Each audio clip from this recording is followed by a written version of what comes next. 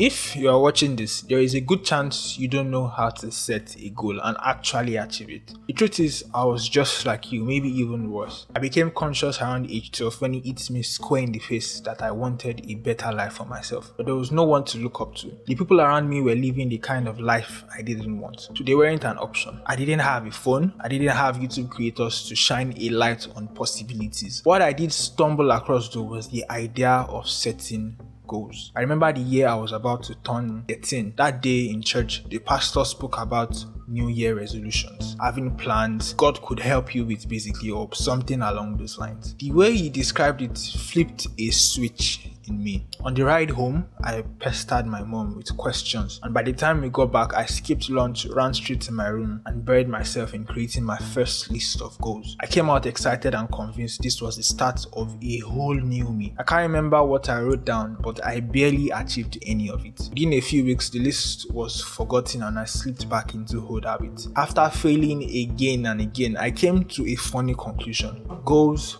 don't work. Maybe the pastor was a con. I know, I was a kid then, but the scary thing is plenty of adults carry that same belief today. Not because goals don't work, but because they never learned how to set them in a way that actually makes them achievable. That's what we'll be dissecting today. What goals are, how to set one, and how to achieve them with a framework that actually works.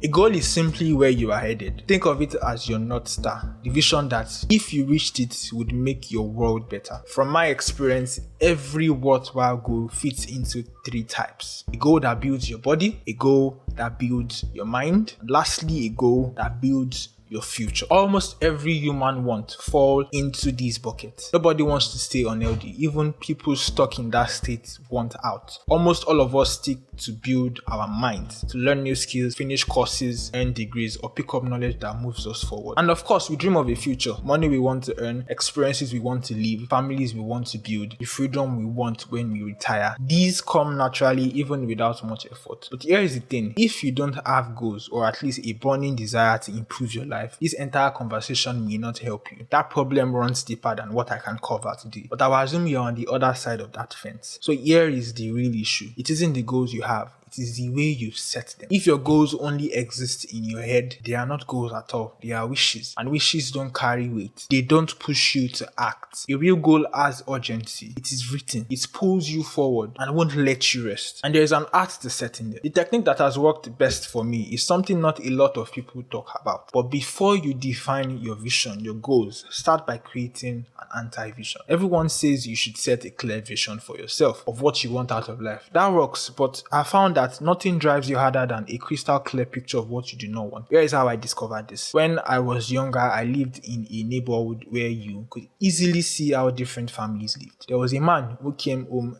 every night around 9 p.m. His face always tight with exhaustion. His kids who were my friends would joke that he had to clear the way whenever he returned because he snapped at the smallest things. At first, I didn't think much of it, but as I grew older, I realized what that represented. A life defined by endless grind, frustration, and the loss of joy at home. I remember quietly saying to myself one evening, I don't want to end up like that. That was my first taste of an anti-vision. You probably have similar pictures in your own world. Maybe it is an uncle who wasted his potential, or a neighbor who is always bitter, or even a situation at home you never want to repeat in your future. If you take the time to look around you consciously and honestly, you will notice patterns of what you do not want for yourself. And that is powerful because when you recognize the life you dread, it gives you fuel. If you fail to achieve your goals, the risk is not just staying the same, it is becoming exactly what you never wanted to be, and nobody wants that. Once you have your anti-vision spelt out, then you can define your vision. That's when you set your actual goals.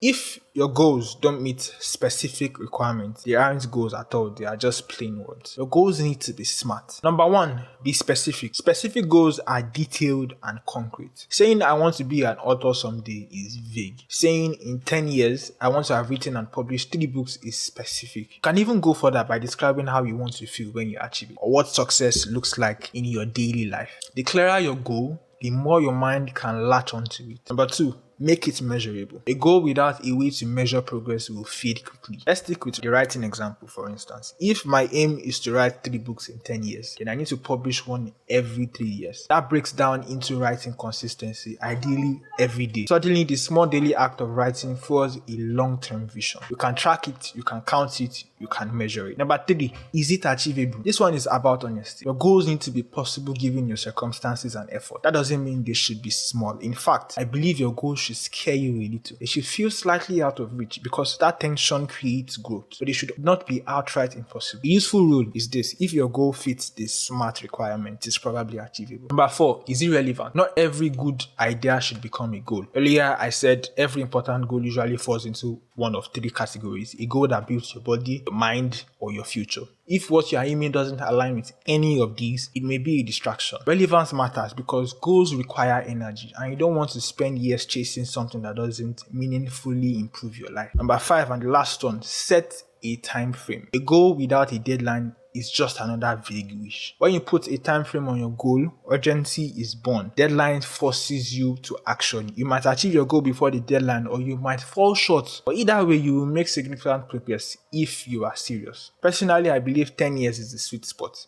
It is long enough to aim for big things, but short enough to keep you from slipping back into old habits. Once your goals meet all 5 standards, they shift from vague word to a blueprint you can act on. But even then, setting goals is only half the journey. Achieving them requires something more. James Clear once said, "You don't rise to the level of your goals, you fall into the level of your systems." It is a sentence that sounds profound, and most people nod in agreement. But the question is, how does this play out in real life? The simple translation is this: break your goals down into systems. Think of it like a funnel. At the top, you have your 10-year vision. That filters down into a 5 years goal, then 2 years, then 1 year, then 6 months, then 3 months, then 1 month, and finally the daily actions you must take today. Without breaking your goals down, they remain abstract. Systems are what make them possible. Let me give you an example. Say you want financial abundance in 5 years. To make it specific, let's say the goal is a net monthly income of $50,000 and $200,000 in savings and investment. Now, here's the important step. Define who you need to become to achieve this. How does someone who earns $50,000 a month think? What habits do they keep? What skills have they mastered? What are they doing that allows them to capture this much value? For most people, the answer will be running a business or owning assets that create leverage. The deeper you dig into this, the more obvious it becomes that you are not there yet, and that's the point. So the real question isn't how can I have financial abundance in 5 years? The real question is how can I become the kind of person who naturally attracts financial abundance within 5 years? From there, you break it down step by step. In 5 years, run a successful business, generating 50K per month. In 2 years, be at 20K monthly. In 1 year, build leverage that allows for that level of skill. In 6 months, acquire skills that create leverage. Storytelling, content creation, sales, persuasion, marketing, whatever it is. In 3 months, read 1 book on each of these skills to gain foundational knowledge. In 1 month, decide which business path to pursue. Today, spend time researching trends and identifying which skills to begin learning. Do you notice what is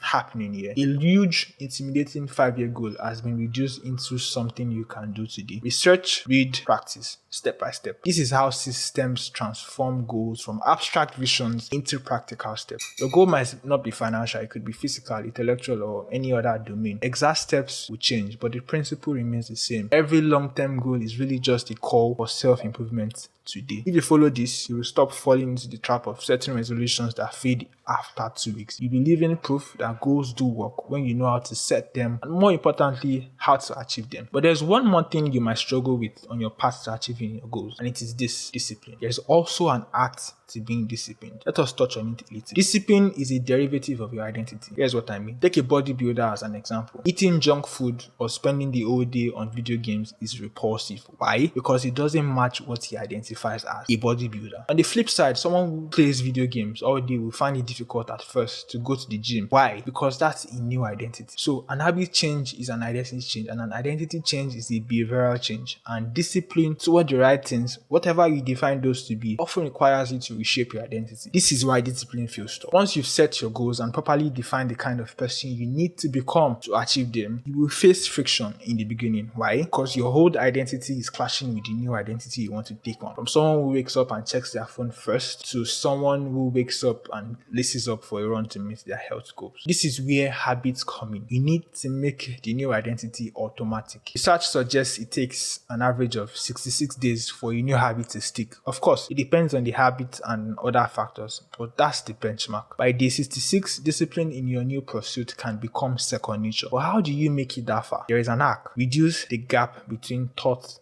and action. The longer you sit with a thought, the more your mind spirals out of control. You get the what ifs, doubts, excuses, and friction grows. Reducing the time between thinking and doing is how you build discipline. It can be as simple as planning your day the night before so you don't waste energy deciding in the morning what needs doing, or sleeping in your gym clothes so you hit the gym without giving yourself time to argue, or dropping your phone in another room so it is not the first thing you touch when you wake up. In his book Atomic Habits, James Clear calls this breaking the cues of your bad habits. Disrupt triggers and disrupt the behavior. That's it. Now you know how to set goals, how to pursue them, and how to build the discipline needed to stay on course. This is probably the time to pull out a notebook and walk through this from the top as a step-by-step guide. Use it as a guide to set your goals for yourself, not just once, but every time life demands a new version of you. If you want to have a workbook you can use to do this, check the description for the link, and make sure to check me out on Instagram. See you next time.